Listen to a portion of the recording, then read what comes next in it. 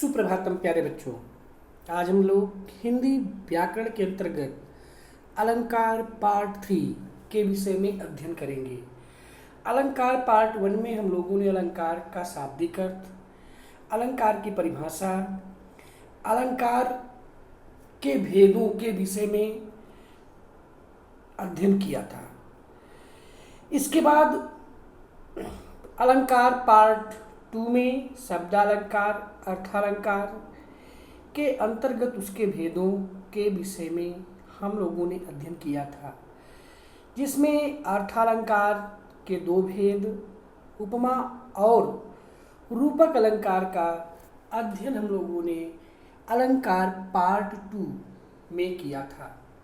आज हम लोग अलंकार के अंतर्गत अर्थालंकार के तृतीय भेद अर्थात तीसरे भेद उत्प्रेक्षालंकार के विषय में अध्ययन करेंगे। अब उत्प्रेक्षा का शाब्दिक अर्थ होता है संभावना या कल्पना।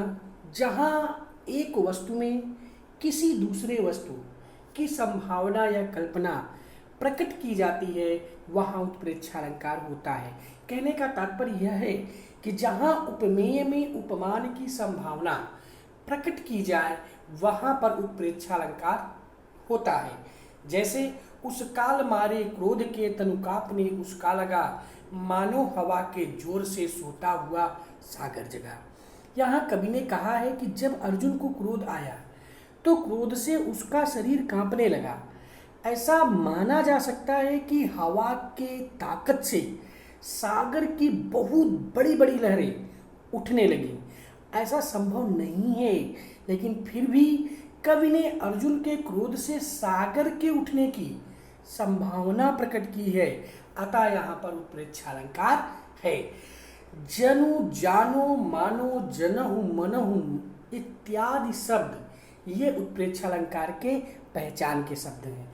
यानी अगर किसी भी पंक्ति में मानो, मनु, मनहु, जानो, जनु, जनहु ये शब्द आते हैं तो वहाँ पर आपका उत्प्रेक्षालंकार होता है। ये सभी शब्द उत्प्रेक्षालंकार के पहचान के शब्द हैं। उदाहरण के लिए जैसे स्त्री है या मानो लक्ष्मी। स्त्री में लक्ष्मी के सभी गुण होने की कल्पना की जाने के कारण, संभावना की जाने के कारण वहाँ पर उत्प्रेक्षालंकार होता है। इसी तरह से उस काल माने क्रोध के तनु कांपने, उसका लगा मानो। मानो शब्द उत्प्रेक्षालंकार का वाचक शब्द है। वाचक शब्द मतलब पहचान का शब्द है, और यह शब्द होने के कारण यहाँ पर हमारा उत्प्रेक्षा अलंकार है। इसी तरह से अन्य उदाहरण हैं। सोहत ओढ़े पीठपट, श्याम सलोने गात, मनहु नील मन शैल पर, आतप परे प्रभात। इन पंक्तियों में श्री कृष्ण के सुंदर श्याम शरीर में नीलमणि पर्वत और उसके शरीर पर शोभायमान पीतांबर में प्रभात की धूप की मनोरम संभावना या कल्पना की गई है। और मानो शब्द, मनहु शब्द होने के कारण भी हम यहाँ इसे उत्प्रेक्षालंकार के रूप में पहचान लेंगे। इसी तरह से अन्य उदाहरण है। कहती हुई यूं उत्तरा के नेत्र में जल भर गए, हिम के करो से पूर्ण मानो, हो गए पंकज ने। मानो, जनु, जानो, जनहु, मनहु इत्यादि शब्द सभी उत्प्रेक्षालंकार के वाचक शब्द हैं। इसलिए यहाँ उपमेय का वर्णन लोक सीमा से बढ़कर प्रस्तुत, मतलब कि इन पंक्तियों में उत्तरा के अश्रुपूर्ण नेत्रों से जलकण युक्त पंकज की संभावना की गई है। इसलिए यहाँ पर उत्प्रेक्षालंकार होता है। तो उत्प्रेक्षालंकार का शाब्दिक अर्थ होता है संभावना या कल्पना। जहाँ उपमेय में उपमान की संभावना प्रकट की जाए, वहाँ उत्प्रेक्षालंकार होता है। अथवा जहाँ एक वस्तु में किसी दूसरे वस्तु के होने की कल्पना की जाए, संभावना प्रकट की जाए, वहाँ उत्प्रेक्षालंकार होता है। उपमा, रूपक और उत्प्रेक्षालंकार में निम्न प्रकार से अंतर हैं। उपमा अलंकार में 2 चीजों की तुलना की जाती है अथवा समानता की जाती है। रूपक अलंकार में दोनों चीजों को एक मान लिया जाता है, और उत्प्रेक्षालंकार में 2 चीजों की समान रूप से कल्पना की जाती है। जैसे मुख चंद्र सा सुंदर है, तो यहाँ मुख और चंद्र की तुलना की जा रही है। अतः उपमा अलंकार है। मुख चंद्र है, मुख और चंद्रमा को एक ही मान लिया गया है, इसलिए रूपक अलंकार है। मुख मानो चंद्र है, दो चीजों की समान रूप से कल्पना होने के कारण यहाँ पर उत्प्रेक्षा अलंकार होता है। इसके बाद मानवीकरण अलंकार हमारा अगला अलंकार है। जहां पर काव्य में जड़ में चेतन का आरोप होता है वहां मानवीकरण अलंकार होता है, अर्थात जड़ प्रकृति पर मानवीय भावों और क्रियाओं का आरोप हो वहां पर मानवीकरण अलंकार होता है। जैसे बीती विभावरी जागरी, अंबर पनघट में डुबो रही, तारा घट उषा नागरी। या हम इसे सरल रूप में यह कह सकते हैं कि जब किसी निर्जीव वस्तु में किसी सजीव वस्तु का आरोप किया जाता है तो वहां पर मानवीकरण अलंकार होता है। जैसे कुर्सी धीरे धीरे चल रही है, तो कुर्सी जड़ है, वह निर्जीव वस्तु है और चलने का काम एक सजीव व्यक्ति करता है, लेकिन कुर्सी जड़ वस्तु में सजीव वस्तु का जो चेतन रूप का जो आरोप किया जा रहा है वही मानवीयकरण अलंकार होता है। यानी जहाँ जड़ अर्थात जहाँ निर्जीव वस्तु पर मानवीकरण तथा क्रियाओं का आरोप हो वहाँ पर मानवीकरण अलंकार होता है। जैसे बीती विभावरी जागरी, अंबर पनघट में डुबो रही, तारा घट उषा नागरी। तो इस उदाहरण में उषा पर नागरी का आरोप होने के कारण यहाँ पर मानवीकरण अलंकार होता है। इसी तरह से अन्य उदाहरण है, जैसे दिवस का अवसान, मेघमय आसमान से उतर रही है, संध्या सुंदरी परिसी धीरे धीरे। तो यहाँ पर संध्या में सुंदरी का आरोप किया गया है। मेघ आए बड़े बंठन के संवर के, यहाँ पर बादलों का अतिथि के रूप में चित्रण किया गया है, इसलिए यहाँ पर मानवीकरण अलंकार होता है।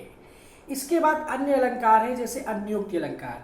जब काव्य में किसी अन्य के माध्यम से कोई और बात कही जाए तो वहाँ अन्योक्ति अलंकार होता है। जैसे माली आवत देखकर कलिया करी पुकार, फूले फूले चुन गए काली हमारी बार। यहाँ माली का वर्णन अर्थात माली का अर्थ मृत्यु या मौत से है। कभी कहते हैं जिस प्रकार एक माली सभी फूलों को चुन लेता है उसी प्रकार एक दिन सबकी मौत निश्चित है, एक दिन हमारी बारी भी आएगी। अतः यहाँ पर अन्योक्ति अलंकार होता है। अन्योक्ति का मतलब होता है अन्य उक्ति, मतलब किसी अन्य के माध्यम से जो बात कही जाए वह अन्योक्ति अलंकार होता है। इसके बाद संदेह अलंकार।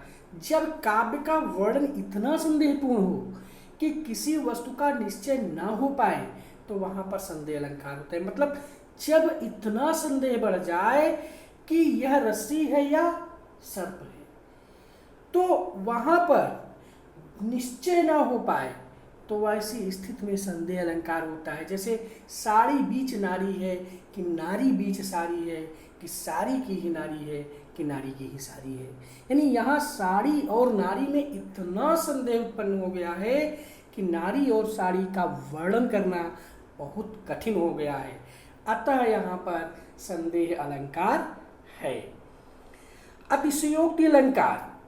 जब किसी व्यक्ति या वस्तु का वर्णन वास्तविकता से अत्यधिक बढ़ा चढ़ा कर किया जाता है तो वहाँ अतिशयोक्ति अलंकार होता है। कहने का मतलब है कि जब किसी व्यक्ति या वस्तु का वर्णन करने में लोक समाज या सीमा या मर्यादा टूट जाए तो उसे अतिशयोक्ति अलंकार कहते हैं। जैसे हनुमान की पूंछ में लगन न पाई आग, लंका सिगरी जल गई, गए निशाचर भाग।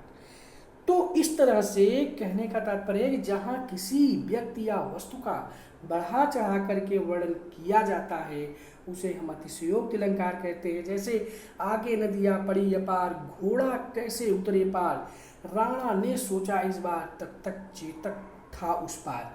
यानी राणा अभी सोच ही रहे थे कि घोड़ा नदी के पार हो गया, वास्तव में यह संभव नहीं है। इसलिए जहाँ किसी वस्तु का बहुत बढ़ा चढ़ा करके वर्णन किया जाता है वहाँ पर अतिशयोक्ति अलंकार होता है। इस तरह से हम लोगों ने अलंकार के अंतर्गत शब्दालंकार और अर्थालंकार के सभी भेदों का अलंकार पार्ट 1, अलंकार पार्ट 2, अलंकार पार्ट 3 में हम लोगों ने अध्ययन किया। इसके अलावा कुछ और महत्वपूर्ण बातें हैं जिनके विषय में हम अध्ययन करना चाहेंगे, जैसे उपमा अलंकार और उत्प्रेक्षा अलंकार में क्या अंतर है। उपमा अलंकार में उपमेय तथा उपमान दोनों में समानता दिखाई जाती है, जबकि रूपक अलंकार में उपमेय तथा उपमान को एक ही मान लिया जाता है। जैसे रहीमन राज सराहिए शीस सम सुखद जो होय, तो यहाँ समवाचक शब्द है, इसलिए यह उपमा अलंकार है। रूपक अलंकार में पायो जी मैंने राम रतन धन पायो, राम ही रत्न धन है और रत्न धन ही राम है, इसलिए यहाँ पर आपका क्या है, रूपक अलंकार है। तो उपमा अलंकार में जहाँ पर दो वस्तुओं के बीच में समानता या तुलना दिखाई जाती है, रूपक अलंकार में वही दो वस्तुओं को एक मान लिया जाता है। जैसे मुख चंद्र सा सुंदर है और चंद्रमुख, इस तरह से। यमक अलंकार और श्लेष अलंकार में क्या अंतर है। यमक अलंकार में एक ही शब्द एक से अधिक बार आता है, किंतु उसके अर्थ अलग अलग होते हैं, वहाँ पर यमक अलंकार होता है। जैसे कनक कनक ते सौगुनी मादकता अधिकार, या खाए बौराए नर वा पाए बौराए। अश्लेष अलंकार में एक ही शब्द के कई अर्थ निकलते हैं, इसलिए वहाँ पर श्लेष अलंकार होता है। जैसे सुमिरन को खोजत फिरे कभी व्यभिचारी चोर, तो यहाँ सुमिरन शब्द के कई अर्थ हैं। इसी तरह से उपमा और उत्प्रेक्षा अलंकार में क्या अंतर है। उपमा अलंकार में जहाँ दो वस्तुओं के बीच में समानता या तुलना दिखाई जाती है, उत्प्रेक्षा अलंकार में वहीं एक वस्तु में किसी दूसरे वस्तु की कल्पना या संभावना की जाती है। जैसे मुख बाल रवि सम लाल होकर, मतलब मुख बाल रवि सम लाल होकर, सम होने के कारण यहाँ उपमा अलंकार है। और जो है स्त्री है या मानो लक्ष्मी, यहाँ पर स्त्री में लक्ष्मी की कल्पना की जा रही है, इसलिए यह उत्प्रेक्षा अलंकार है। तो इस तरह से हम लोगों ने अलंकार के विषय में संपूर्ण अध्ययन किया। आज के लिए बस इतना ही। जय भारत, जय हिंद।